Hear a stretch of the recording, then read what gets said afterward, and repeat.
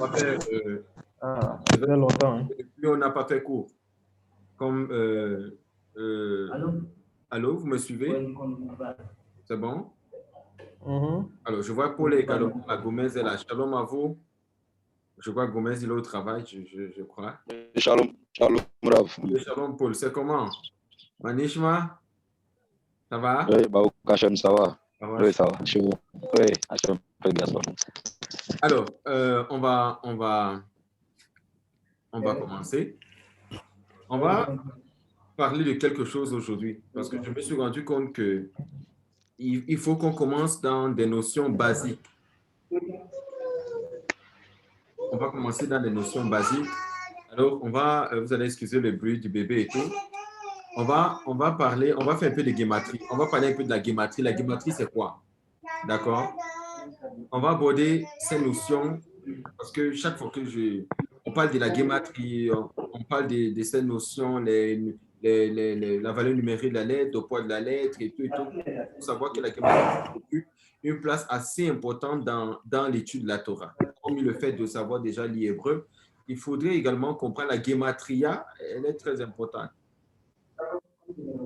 Shalom, Mafoken, ça va? Elle est très importante. Donc, je vais faire un partage d'écran. Comment ça se passe maintenant? Voilà. Je vais essayer de faire un partage d'écran.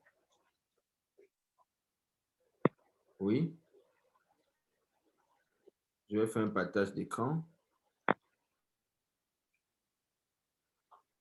Me donner juste un peu de temps. Est-ce que vous voyez mon écran là? Vous voyez mon écran?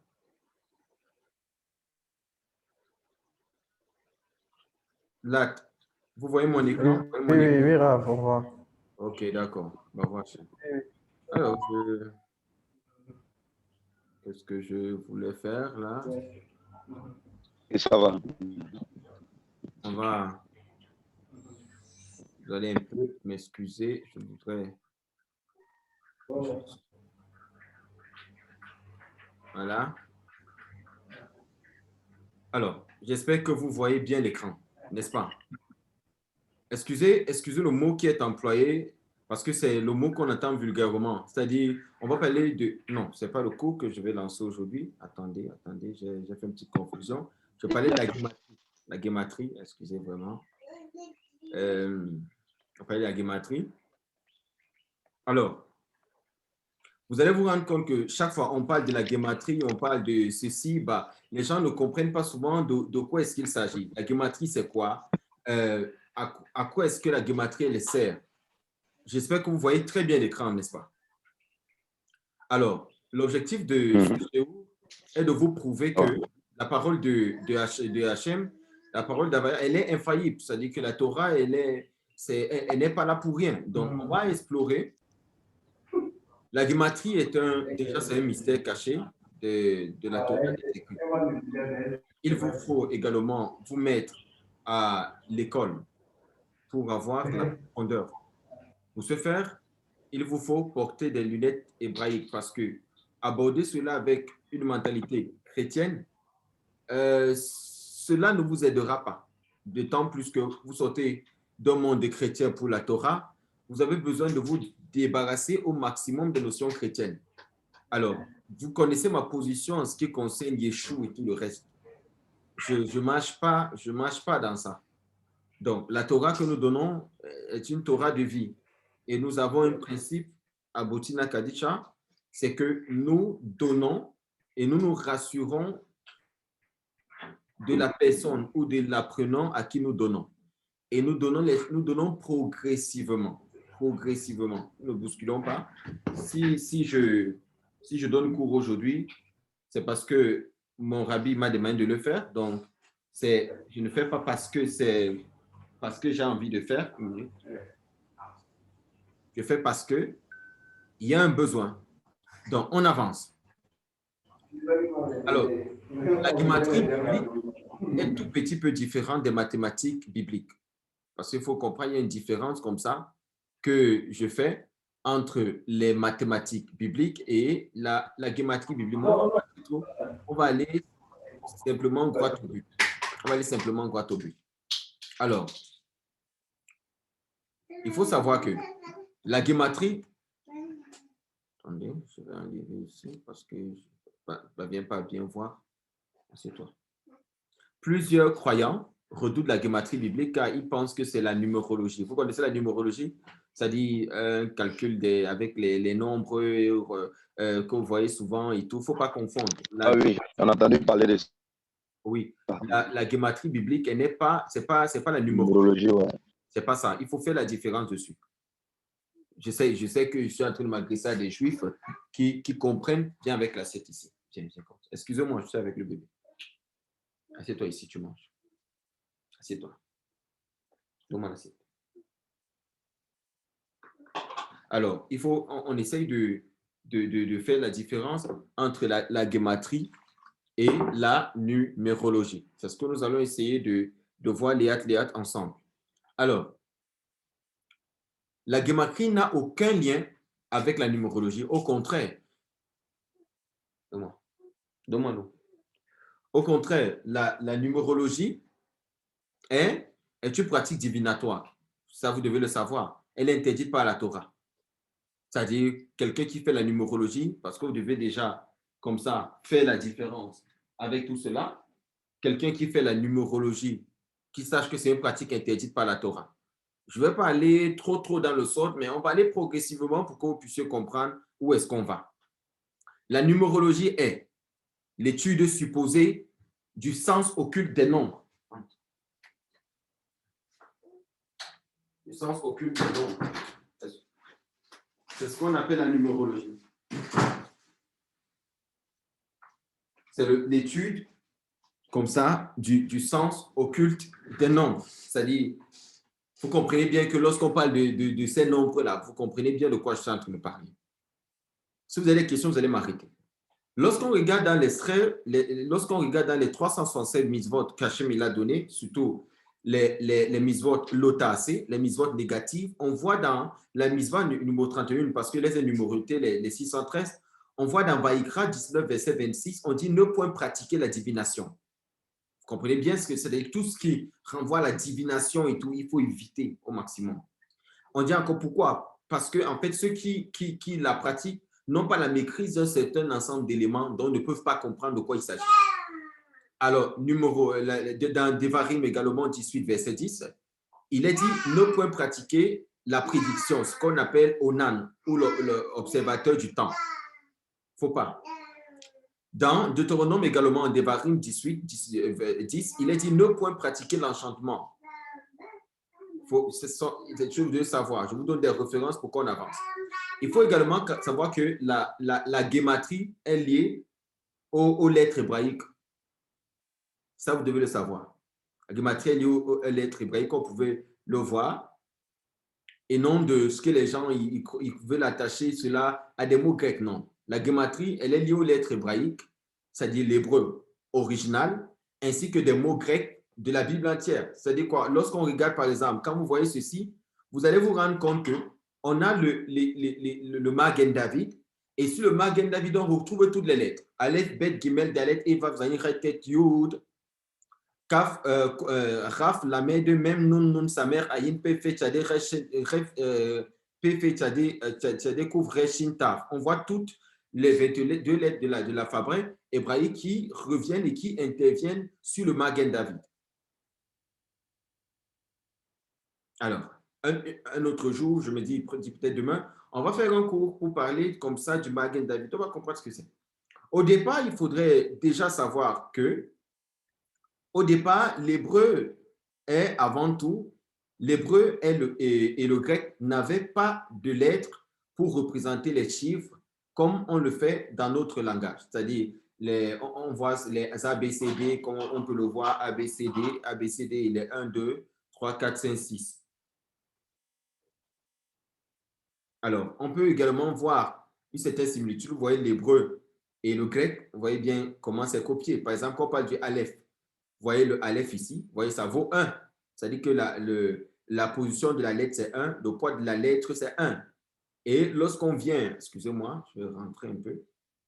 Lorsqu'on vient au niveau du grec ici, on voit alpha, on voit et on se rend compte que ça n'a même pas le. Mais le problème, c'est que dans l'alphabet hébreu, on quitte de Aleph, on arrive à Yud. On a toujours la position normale. Mais une fois qu'on arrive à Oraf, qui est la 11e lettre, on double la valeur numérique de la lettre et on monte à 20. Ça, vous savez déjà, ce sont juste les abécédaires. Contrairement à l'alphabet grec. L'alphabet grec, lui, il quitte de 1 à 24. C'est-à-dire que le alpha, bêta, gamma, delta, espion, zeta, eta, theta, iota, kappa, lambda, mu, nu, si, omicron, pi, rho, sigma, tau, opsion, pi, chi, psi, oméga. Ça fait les 24 lettres. Par contre, dans le hébreu, ce n'est pas ça. On a 22 lettres et plus les 5 formes finales, c'est-à-dire le raf, sophite, le même, le nun, le pé et le tchadé. Alors, il faut savoir que l'alphabet hébraïque, l'alphabet grec est calqué sur le modèle de l'alphabet hébreu. Parce que ça, vous devez le savoir. C'est-à-dire que quelqu'un qui, au lieu de parler de la Torah et du hébreu, il passe le temps à se référer au grec. On n'est pas pasteur, on ne fait pas la théologie. Alors, le système numérique de l'hébreu et du grec découle de l'emploi de leur alphabet. Ça, déjà, il faut savoir. On va entrer dans les choses sérieuses. On va lire. Alors, c'est pour cela que toute la Bible, vous trouverez des chiffres écrits comme ça, sous la forme de lettres au lieu de symboles. J'espère qu'il n'y a pas quelqu'un qui voudrait entrer dans le cours. Une minute. Voilà, j'ai dit voilà. Alors, vous allez vous rendre compte de quelque chose. C'est pour cela que dans toute la Bible, ou dans tout le Tanakh, le Nar et la Torah, vous trouverez des chiffres écrits sous la forme de lettres au lieu de symboles. On va avancer, vous allez voir. Lorsque vous regardez au mot dans les Écritures, vous regardez en fait un code. C'est tous les mots, je vous ai expliqué cela. Chaque fois que vous regardez un mot, par exemple le mot yayin, qui est yud, yud, nun, vous allez vous rendre compte que le mot yayin, ce n'est pas le nom du vin, mais c'est le code. C'est le code. Yayin, ça vaut 70, ça dit que yud, ça vaut 20. 2 yud plus yud, ça vaut 20. Et le nun, ça vaut 50, ça fait 70. Ça fait 70. Alors, c'est un code, il y a toujours un code qui est caché à l'intérieur. Un tissage très complexe d'un ensemble de nombres spirituels qui n'attend que vous pour le découvrir. C'est-à-dire que chacun dans son nom, lorsque quelqu'un il adopte un nom hébraïque, parce que tu ne peux pas avoir le nom junior et tu veux trouver la guématrie de ce nom. La guématrie du nom junior n'existe pas parce que le J n'existe pas en hébreu. Je ne sais pas si on se comprend un peu. D'où l'importance de ne pas porter des noms de goy. Parce que lorsqu'on porte des noms de goy, ça pose problème au niveau de faire la guématrie. Par exemple, qui s'appelle Junior, Jefté, Jeklo, il a carrément écrit Jeklo, même pas Jeklo, c'est-à-dire tous ceux qui portent par exemple des noms Junior, je ne sais pas, tous ces noms-là, comment est-ce qu'on va trouver leur guématrie? La lettre J n'existe pas en hébreu. Donc, du coup, ça commence à faire problème au niveau de la construction. C'est pour ça que vous m'avez entendu donner un enseignement l'autre jour. Je vous l'ai dit même d'ailleurs, que nos noms sont des noms de clipa. Est-ce que tu comprends un peu mieux ce que j'appelle clipa, Raïm? Je ne sais pas si vous comprenez mieux maintenant. La clipa, elle commence là. Oui, La clipa commence à dire que bon, j'ai un nom. Est-ce que s'il arrive qu'on me fasse certaines cavanotes ou qu'on arrive à peut-être, je sais pas, peut-être un petit coup de nefesh et tout, est-ce qu'on peut le faire avec mon nom? Est-ce que mon nom, est-ce que lorsqu'on fait la guématrie de mon nom, est-ce que ça donne un bon code? Tu vois un peu ce que je dis? Non. C'est ça. Alors, rappelez-vous que l'hébreu se lit de la droite vers la gauche et qu'il n'y a pas de voyelle en hébreu. Tout au moins, il n'y a pas de voyelle. C'est-à-dire qu'on va de la lef, bet, gimel, dalet, eva, vzanigret, tet, yo, de kaf, la mer, de même, non, samer, raïm, pefe, tchadé, resh, kouf, reshin, tav. Ça fait les 22 lettres. Il n'y a pas seulement les voyelles, mais on a ce qu'on appelle des nekudotes qui viennent jouer ce rôle. Les 22 lettres de l'alphabet hébreu, les 9 premières lettres sont numérotées de 1 à 9 et consécutivement, mais lorsqu'on arrive au niveau de 10, on se rend compte que le chiffre, il augmente. Le chiffre augmente.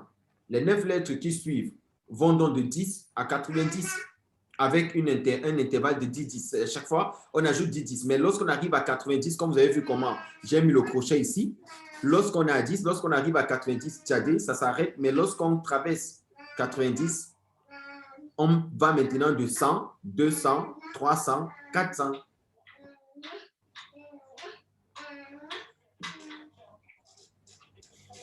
Lorsque 4 lettres vont de 100, 200, 300 à 400, comme le Kouf, le Resh, le Shin et le Tav, cet alphabet et cette méthode constituent la base comme ça, pour toutes les méthodes de compréhension des Écritures. Vous voulez le savoir. Alors, c'est important de connaître la valeur numérique des lettres. Pas seulement de connaître les lettres, mais de connaître la valeur numérique des lettres, selon d'abord la position de la lettre et selon le poids de la lettre. C'est important déjà, c'est basique. Il faut garder cela. C'est très basique. C'est important. C'est important. Alors, vous devez savoir aussi que chaque lettre comme ça, hébraïque, a sa propre valeur numérique. Et que la valeur numérique d'un mot ou d'une phrase est la somme, comme ça, de la valeur numérique de chacune des lettres qui la constituent. Chacune des lettres qui la constituent. C'est cela qu'on appelle la gématrie des lettres, ou la géométrie des lettres ou la gématria. Ça veut dire quoi? Vous devez savoir que lorsqu'on a un nom, lorsqu'on a par exemple, je prends par exemple un nom simple, peut-être j'ai le nom Rahim, Rahim qui est composé comme ça d'un ret, yud, yud, même. J'ai comme ça Rahim par exemple. Je dois savoir que voilà la gématrie du mot Rahim, c'est-à-dire que je fais ret, yud, yud, même, et puis je trouve la valeur numérique du mot Rahim. Alors, il faut savoir que c'est à partir de la valeur numérique des mots. Je ne parle pas des milouïm parce qu'il y a également le milouïm, mais on ne va pas voir ça aujourd'hui. Ce n'est pas vraiment pas de m'enseigner dessus.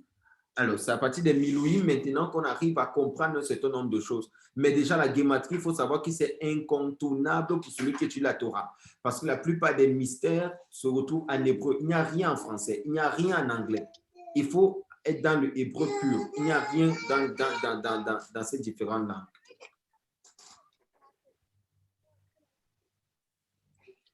Alors, par exemple, est-ce qu'il est entré? Est-ce que Saïd est là? OK. Alors, excusez-moi. Voilà. On est en train d'étudier la gématrie. C'est quoi la gématrie? Alors, vous devez savoir que, par exemple, quand je prends le shin, le lamed, le vav et le mem, qui forment le mot shalom, comme on peut le voir de la droite vers la gauche, on se rend compte qu'en réalité, shalom font 376. C'est-à-dire, on a le shin 300, on a le lamed 30, on a le vav 6, on a le mem 40. Et c'est également à partir de la philosophie, pas la philosophie des lettres, mais à partir de la métaphore des lettres ou la signification des lettres qu'on arrive à comprendre des fois quel est le message. Qu'est-ce qui se passait avec Aaron à Cohen? Lorsqu'Aaron il sortait, les pierres qui étaient sur son pectoral, qui avaient des lettres, s'activaient. Et il fallait que toutes les pierres, là, comme le dit le Zohar, qu'il voit chaque lettre et qu'il les agence afin de trouver le message. Ce n'est pas que le message, il le recevait comme ça, non. Il fallait qu'il agence les lettres. Donc, il faut déjà comprendre qu'il y a une grande science. L'alphabet hébreu est le seul alphabet qui se veut être spirituel, qui est dans la Rouraniout. Alors, la gématrie se trouve-t-elle dans la Bible? Je parle comme ça parce que c'est un public qui doit poser. Mais est-ce que la gématrie est dans la Bible? Quand tu dis comme ça, est-ce que la gématrie est dans la Bible? Faut-il vraiment l'étudier? C'est les questions que les gens se posent. Alors, vous devez savoir déjà que absolument, autant pour moi, la gématrie est absolument et définitivement présente dans la Bible. C'est la première réponse que je donne. Et parce qu'elle y est présente, je sais que notre Père a voulu, c'est-à-dire Akadosh Baruch Hu, il a voulu que nous la découvrions et que nous l'étudions parce que c'est en fait le chemin également comme ça de nos Neshamot. Connaître la gématrie, pouvoir avoir un nom juif et pouvoir comprendre le sens de ce nom et se connecter au tzaddik qui est attaché à ce nom de par la gématrie nous amène dans d'autres sciences encore plus profondes que je ne parlerai pas aujourd'hui. Alors, il faut savoir que déjà, avant d'avancer, est-ce que l'enseignement vous parle? Il faut déjà comprendre. Il y a en tout cas beaucoup de Tu dis? découvertes. Parce que le mot gematria, bon, on avait tendance à entendre gematria. Bon, aujourd'hui, on est en train de mieux savoir ce que c'est que la gematria à partir de l'alphabet. Voilà. Vous avez souligné tout à l'heure que chaque lettre a une valeur numérique et cette valeur numérique, vraiment, on doit connaître. Et vraiment, c'est fondamental. Voilà. Voilà. Contrairement à la Bible qu'on avait tendance à voir, bon, nous, on ne voit pas les chiffres parce que c'est traduit en français. Bon, on s'est limité simplement aux lettres. Oui. Je ne sais pas, avant qu'on évolue, est-ce que quelqu'un d'autre a quelque chose à dire par rapport, on a déjà feuilleté au moins 20 pages avant qu'on évolue. Est-ce que quelqu'un a quelque chose à dire encore?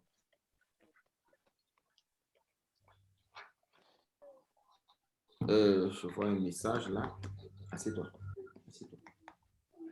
Je vois un message.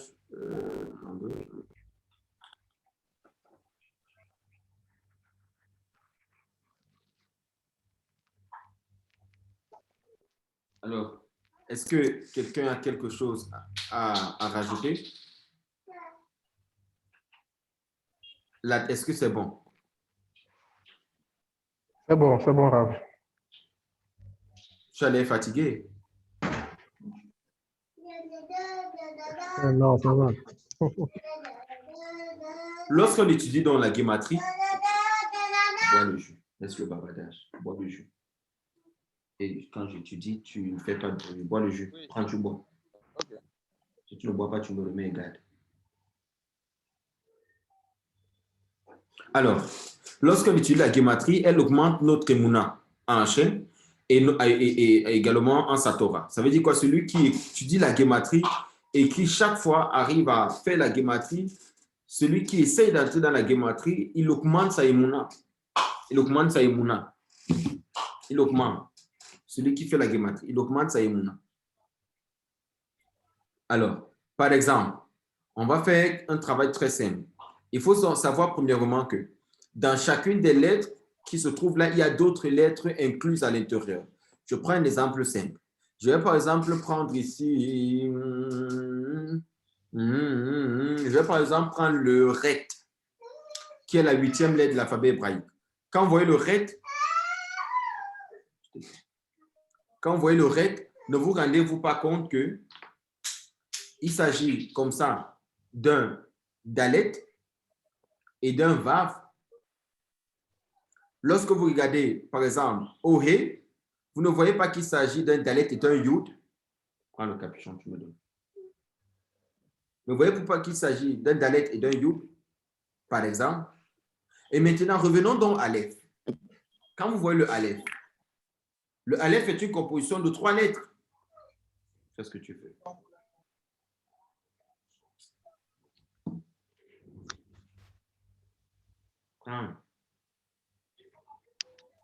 Le dalet est une composition de 3 lettres. On a, par exemple, on va voir cela tout à l'heure, on a le yud. On va voir, vous voyez bien comment ça se passe. On a d'abord le yud, qui est la pointe. La pointe, si. Est-ce que vous voyez le curseur? On sait tous que le aleph, on dit c'est le Ensof, c'est le aleph, c'est le départ. Quoi. Et c'est la première lettre. Alors, on a d'abord le yud. On se rend compte que c'est lettre qui a une valeur numérique de 1. Et même en poids de la lettre qui vaut 1. Mais lorsqu'on essaye de voir combien de lettres sont incluses dans le aleph, on retrouve 3 lettres. La première des lettres qu'on retrouve ici, c'est le yud. La deuxième des lettres qu'on retrouve, c'est le vav, c'est-à-dire le milieu. Saïd, tu es là? Oui, Rav. Tu peux bien voir. Oui, Rav, je suis là. Tu peux bien voir. Tu fais trop de bruit. Alors, et on va Notre avis, s'il vous plaît, c'est par rapport à la forme des lettres qu'on découvre les lettres incluses. Tu dis? Il dit c'est par rapport à la forme de la lettre qu'on Oui. découvre les lettres incluses dedans, qui sont à l'intérieur. Oui. Ou par rapport à la prononciation. Par rapport à la forme des lettres. C'est la forme de la lettre. Toutes les lettres, oui. Toutes les lettres qui sont là ont d'autres lettres à l'intérieur. Ça veut dire quoi? Je sais que le Aleph, c'est la première. C'est pour ça que vous allez vous rendre compte. Ce que je vous donne, c'est très capital lorsque vous allez, Bezrat Hashem, commencer à étudier la Torah du sort. Vous allez comprendre, par exemple, que dans chacune des lettres, il y a d'autres lettres incluses. Par exemple, quand vous calculez le nom d'Hachem, là, je prends le cas avec, là, il est parti, il a bougé un peu. Ah, il est un peu bougé, attendez. OK. Quand vous voyez, par exemple, quand vous regardez, il est là. OK. Je suis là. Là, par exemple, tu connais le nom divin, n'est-ce pas? C'est Yud Kevavé, n'est-ce pas? Je suis là. Alors, tu vas te rendre compte que le Yud, c'est Oui. 10. Yud, c'est 10. Le Vav, c'est 6. Le He, c'est 5. Et le dernier He, c'est 5. Alors, ça fait combien? Ça fait 26, n'est-ce pas?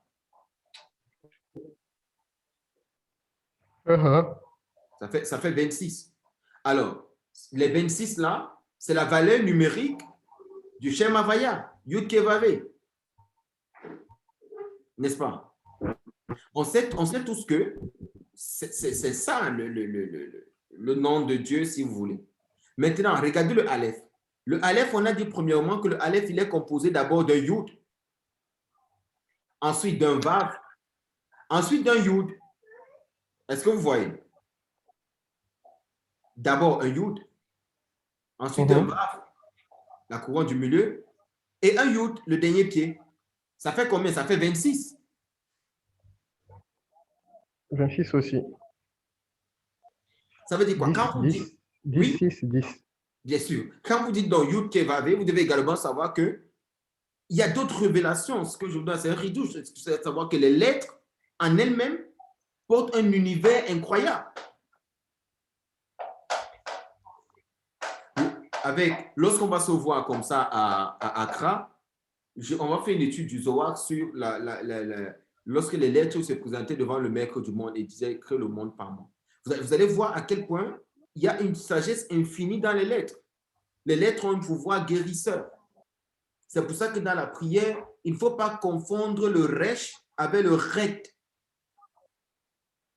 Parce que Rasvé Shalom, on crée des volontés par ce qu'on dit.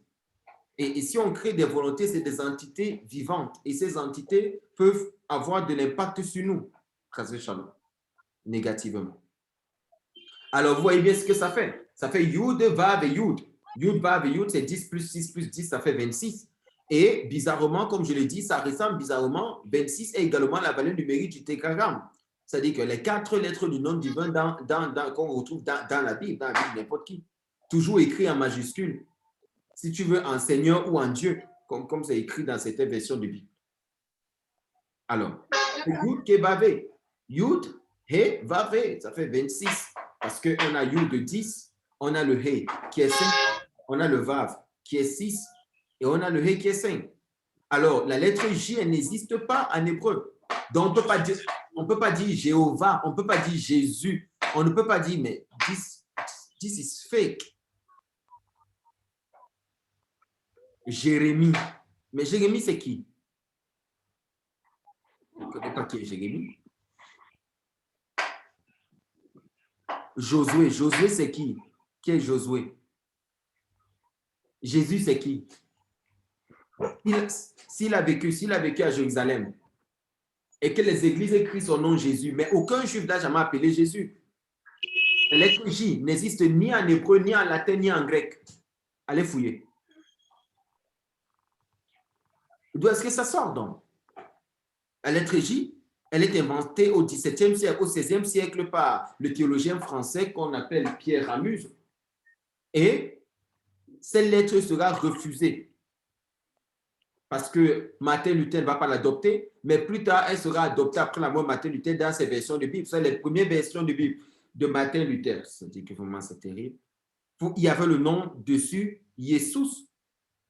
C'était avec un Yud, un Y. Son nom, c'est Yeshua. Alors, on va donc changer tout et on va maintenant remplacer partout. Il y avait le Yud par le J. C'est pour ça que l'espagnol et l'allemand auront des problèmes, notamment en espagnol avec la rota, pour parler du J, parce que la prononciation devient un problème. Pour dire jeudi, on est obligé de dire ruebes. Ça nous ramène dans un ret, on ne comprend plus rien. Avançons. En clair, la Gemara est un tout autre niveau d'étude de la Torah qui comporte plusieurs seuils de découverte. Vous devez le savoir. Alors, les règles d'interprétation des Écritures, parce qu'il faille bien qu'on arrive à ce niveau et qu'on en parle. Les règles d'interprétation des Écritures constituent également l'acronyme appelé Pardes. Vous allez entendre les pasteurs parler du paradis. Oh, le paradis est monté, le paradis est descendu, mais c'est des histoires. Le paradis n'est rien d'autre qu'un mot hébreu qui veut dire Pardes. Et Pardes, c'est quoi? C'est les 4 niveaux d'interprétation de la Torah. C'est le Pshat, le Rmes, le Dra'ash et le Sod. Ça dit quoi? On a comme ça le sens littéral, le Pshat, et le Rmes, l'allusion, le Dra'ash, le sous-entendu, et le Sod qui est ici le profond, le secret. C'est dans le Sod qu'on utilise les gématriotes. C'est dans le Sod qu'on parle de gématrie. Ça veut dire quoi? Ça veut également dire que il y a 4 niveaux de résoudre un problème. Il y a 4 façons de recevoir, de réagir face à une situation. Il y a 4 niveaux que tu dois avoir dans ta façon de faire. Tout le monde ne peut pas être au niveau du Sod pour que tu donnes le Sod. Tout le monde ne peut pas être au niveau du Dra'ash pour que tu donnes le Dra'ash. Tout le monde n'est pas au niveau du Rmes pour que tu donnes le Rmes. Et tout le monde n'est pas au niveau comme ça du Pshat pour que tu donnes le Pshat. Il y a d'autres qui ne sont même pas encore Pshat. Il faut d'abord les laisser. Alors, pourquoi vouloir prendre tout le monde et l'amener dans... Non, il faut que je donne les codes, c'est les codes qui vont faire. Les codes vont faire quoi? Si quelqu'un n'a pas été sélectionné pour le Rmes, il ne peut pas comprendre le Rmes. Si quelqu'un n'a pas été pris, si quelqu'un n'a pas été pris pour le Rmes, il ne peut pas comprendre le Rmes. Si quelqu'un n'a pas été pris pour le Dra'ash, il ne peut pas comprendre le Dra'ash. Alors, il s'agit de 4 niveaux d'interprétation, comme ça. On a le pshat, le sens littéral, le Rmes, c'est-à-dire que le cachet, si tu veux, l'allusion. On a le Dra'ash, si tu veux, ils ont mis ces mots, mais c'est pour donner l'enseignement qui se dégage, ou si tu veux, le sous-entendu. On a donc maintenant le Sod, qu'on appelle le secret, c'est ce qui est profond. Alors, pourquoi je parle de ça? Il faut savoir, premièrement, que les 10 sortes de poids, c'est-à-dire que, si je vais en 10, 2 sortes de poids, 2 sortes d'effats sont l'un et l'autre en abomination à Hachem. Ça veut dire quoi? Quelqu'un qui fait 2 poids, qui change les mesures, qui change comme ça, Hachem, il n'aime pas. C'est pour ça que toute chose est déjà fixée, toute chose est déjà réparée, toute chose, elle est déjà établie. On ne vient pas changer, en fait. On ne vient pas changer. C'est bon? Thomas? Oui? C'est bon là-bas? C'est bon? OK. On a le pshat, le Rmes, le Gash et le Sod. Alors, ça veut dire quoi? Il faut savoir que les premières lettres de chaque mot, PR, DS, forment le sigle et des voyelles sont ajoutées pour favoriser la prononciation du mot Pardes, qui est pshat, Rmes, Gash et Sod. Donc, c'est quoi le paradis chez nous? Ou c'est quoi le Pardes chez nous? C'est celui qui arrive à pouvoir naviguer dans ces 4 niveaux d'interprétation et celui qui parvient à atteindre le Sod, l'illumination. De comprendre Hachem Alpi Sod, de comprendre le monde Alpi Sod, de ne pas voir les choses naturellement, ne pas être toujours en train de dire non, c'est simple, mais qu'est-ce qui est simple? Rien n'est simple. Tu laves les mains, tu verses en roue, tu dis c'est simple. Pourquoi on lave les mains? Ça, c'est du Sod. Est-ce que tout le monde peut donc comprendre le Sod? Pourquoi tu as envie d'expliquer aux autres ta spiritualité, ils ne la comprendront pas? Lorsque le Ben Israël te dit il y a 3 façons de recevoir Shabbat. Dans les champs, Batadé, il était dans les champs, Batadé, Babaït à la maison, Babet Neset, à la maison de prière. Mais toi qui vas te comprendre ça, bah, tout le monde te dit Shabbat peut se faire à la synagogue, à la Sina. Mais le Ben Israël te dit, mais Alpi Sod, voilà comment ça se fait. Mais toi, tu ne comprends pas. Tu dis, bah, moi, c'est quoi ces choses? C'est quoi ces choses? Mange, bah, il mange. Toi, tu dis, c'est quoi? Que signifie donc Pardes? Il va falloir expliquer. Pardes signifie jardin ou verger. C'est le mot que paradis, ou tout au moins c'est de ce mot que le mot paradis est dérivé.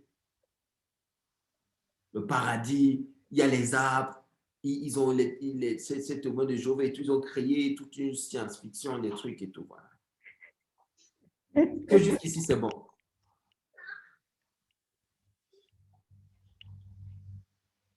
C'est bon ici, on peut avancer? Yes, OK. Oui, ça va, ça va. OK. Alors, en d'autres On termes, peut avancer. l'alphabet hébreu est un jardin ou un paradis à découvrir. C'est parce que lorsqu'on parle de la guématrie, c'est le pardes. Le chaque remès, c'est de remès que sort le mot rema. Ils n'ont rien compris. Remès, drahage et sort. Et c'est ça qu'on appelle pardes. Et c'est ce pardes-là, en réalité, qui est l'alphabet hébraïque, c'est-à-dire que tout le monde hébraïque des lettres et tout, c'est ça le pardes. Parce que la finalité de la guématrie, c'est le sort. Tu ne maîtrises pas la guématrie, tu ne peux pas étudier le sort. Tu ne maîtrises pas les lettres, leur position et leur forme, tu ne peux pas étudier le sort. C'est impossible. Alors, il faut savoir que les Hébreux considèrent l'interprétation structurale comme un oignon qui est pelé. Ça veut dire quoi? Chaque couche d'interprétation, excusez-moi, je ne sais pas ce qui bouge. Chaque couche d'interprétation, selon que vous arrivez à l'oignon véritable, est plus profonde et plus intense que la précédente. Ça veut dire quoi? Ça veut dire que c'est considéré comme un oignon. L'oignon, c'est l'image propre, l'image véritable de ce que nous sommes en train d'étudier, l'image véritable de ce que c'est que Hachem. C'est-à-dire quoi? Tout le monde n'arrive pas à l'intérieur de l'oignon. C'est-à-dire qu'il y a l'extérieur qui est le Peshat. Il y a plein de personnes qui sont dans le sens littéral, sont dans le Peshat, ils ne comprennent pas la profondeur de certains actes, ils ne comprennent pas la profondeur de leurs fautes, ils ne comprennent pas que ce que je fais peut avoir une répercussion au niveau du sort, à un niveau très profond de ma vie. Ils ne comprennent pas.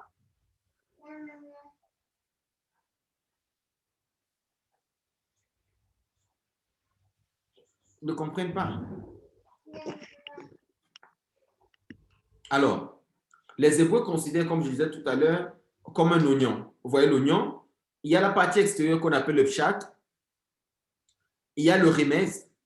Il y a le drage et le sort. Pour illustrer encore ça mieux, voilà une image. On a un oignon là. On a le pshat. On a le remez. On a le drahage. Et on a le sort. Est-ce que vous voyez? Tout le monde ne peut pas être dans le sort. Parce que le sort, c'est peu. Vous voyez comment c'est petit. Vous voyez? Vous voyez comment c'est petit? Ça dit quoi? Est-ce que tout le monde peut étudier la Torah du sort? Est-ce que tout le monde peut être à Pochina? Est-ce que tout le monde peut étudier la Kabbale? Des fois, on dirait que... C'est pour ça qu'on disait à 40 ans, c'est à 40 ans qu'on étudie la Kabbale. Donc, il faut savoir que nous avons 4 catégories d'hommes ou 4 catégories de juifs dans le monde. Tout le monde ne peut pas être à ce niveau. Il y a des rabbins, il y a des gens qui sont, ou des leaders, ils sont au Peshat, au Remes, d'autres au Grahach et d'autres sortes. On ne peut pas les comparer. On ne peut pas. Ne quittez pas, s'il vous plaît. On ne peut pas les comparer. OK, on avance. Alors, vous devez savoir que Peshat signifie simple ou littéral, déjà, et que Remes signifie allusion, c'est-à-dire que les Écritures interprètent, c'est-à-dire que les Écritures interprètent les Écritures, l'allusion. Qu'est-ce qui est dit? L'allusion, c'est quoi? Et le drahage, comme ça, c'est appelé le midrash ou l'enseignement, c'est-à-dire que le niveau symbolique de la chose. On a maintenant le sort, c'est-à-dire que le sort, c'est quoi? Le sort, c'est ce qu'on appelle le caché. C'est que le mystérieux. Qu'est-ce qui est mystérieux? Tout le monde ne peut pas arriver au mystère. Alors, il faut donc savoir comme ça que la guématrie comme ça, elle ressort comme ça du niveau mystérieux qu'on appelle le sort. Est-ce que vous comprenez maintenant? Comme je l'ai dit tout à l'heure. La guématrie n'est pas au péchat. La guématrie, elle n'est pas au remez. La guématrie, elle n'est pas au niveau du drage. La guématrie, c'est Alpisson. Alors, il faut noter que, premièrement, la guématrie ne devrait pas être employée pour établir la foi, mais plutôt pour étendre et confirmer la émouna déjà établie. C'est-à-dire quoi? La foi en Hachem, c'est-à-dire que la guématrie renforce cette donne. De savoir que plus on étudie la guématrie, plus on comprend en réalité qui est Akadosh Barou et qui est-ce qu'il est et tout, c'est la base. It's the must. Quel est donc le véritable poids d'une parole? Parce que lorsqu'on parle des fois du poids, on ne comprend pas. Quel est donc le véritable poids d'une parole? Il faut qu'on comprenne cela. Alors, attendez.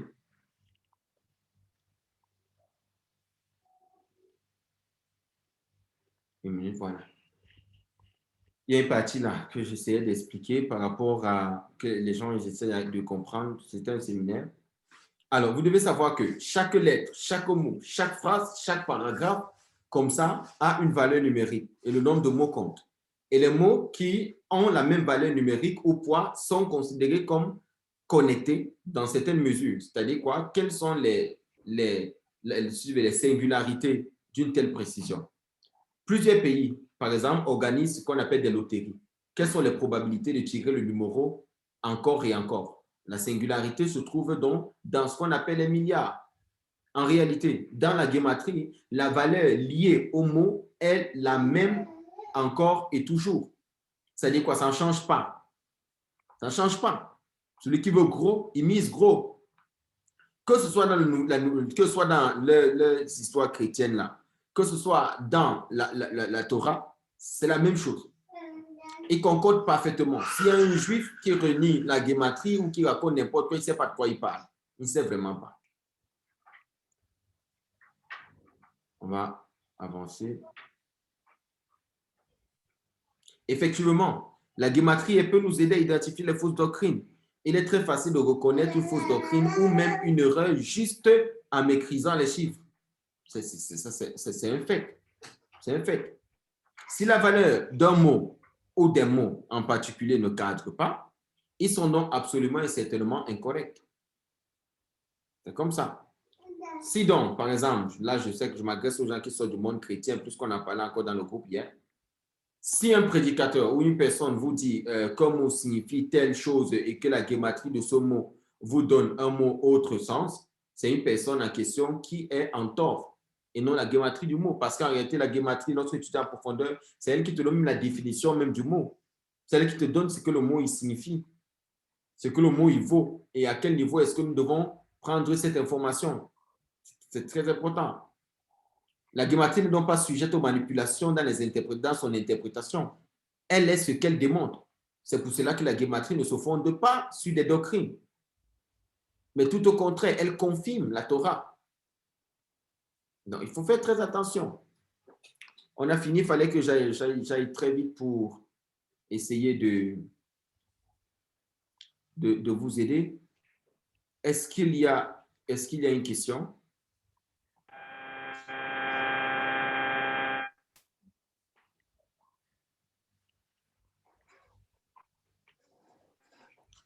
Y a-t-il une question? Il y a mon fils là qui me dérange beaucoup.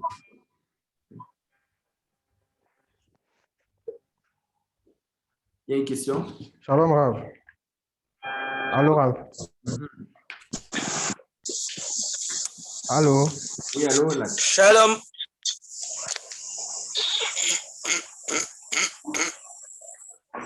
Oui, là, je te suis. Oui, vas-y, Lat, vas-y.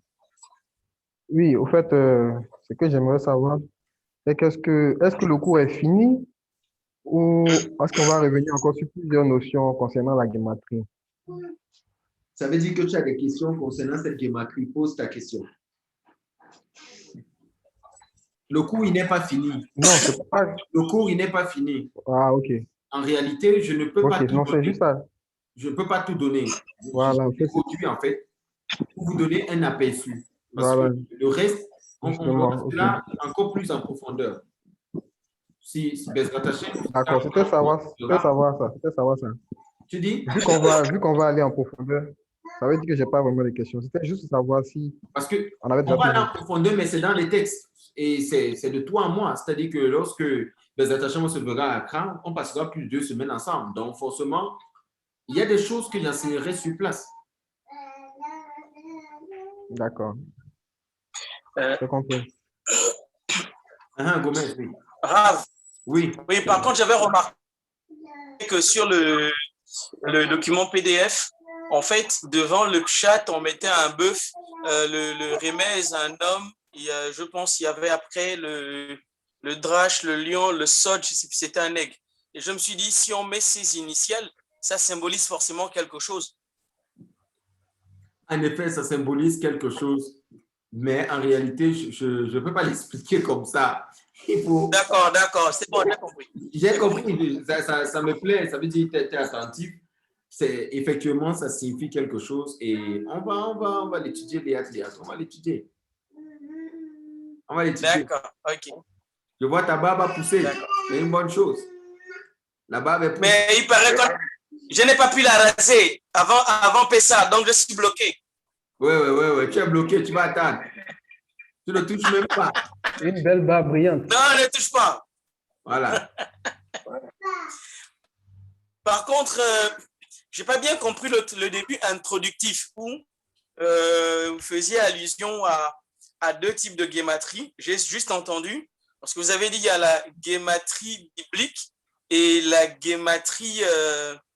enfin, je n'ai pas bien suivi en fait. Les deux allusions en fait au calcul guématriel, la standard, apparemment celle que tout le monde semble... On dira la guématria. En réalité, la guématria, elle a d'autres sciences à l'intérieur. C'est-à-dire que la guématrie, c'est pas... Ça, c'est le B à bas. Parce qu'il y a également ce qu'on appelle... Il y a plusieurs systèmes. Il y a le système des milouïs, les milouyim, dans la guématrie. Donc, c'est des sujets que, en fait, je ne peux pas aborder comme ça. Maintenant, à côté, il y a la numérologie que je voulais complètement détacher de la guématrie. Parce que la guématrie, elle se fonde comme ça sur la valeur numérique des lettres. Ça veut dire quoi? Je sais par exemple que lorsqu'on me parle de Yosef, je sais ce que les lettres de Yosef donnent. Je peux me rendre compte que les lettres là correspondent à autre chose. Par exemple, je prendrai un cas. Je prends par exemple le mot, le nom Caleb. Vous connaissez Caleb? Avec Yehoshua et Bin Nun et tout. Alors, Caleb, c'est quoi? Caleb, c'est Kaf, Lamed, Bet. OK? Mais jusqu'en bas du Kaf, il peut avoir un patard. Alors, ça, c'est Caleb. Caleb, et vous allez vous rendre compte que la dernière lettre, c'est un Bet. Alors, ça vaut combien Caleb? Caleb, c'est Raph. Raph, c'est 20. Lamed, 30, ça fait 50. Et Bet, c'est 2, ça fait 52. N'est-ce pas? Alors, ça, c'est le mot Caleb. Ça fait 52. Si envie de comprendre le mot Caleb, je me rends compte également que c'est également lié au mot Kélev. Kélev veut dire le chien. Kélev, également, c'est Raph Lamed Bet. Ça fait 52. Alors, c'est lié à quoi? C'est lié... Je ne voulais pas parler de ça ici. Attendez. Et il y a la risque, comment, pardon? Attendez.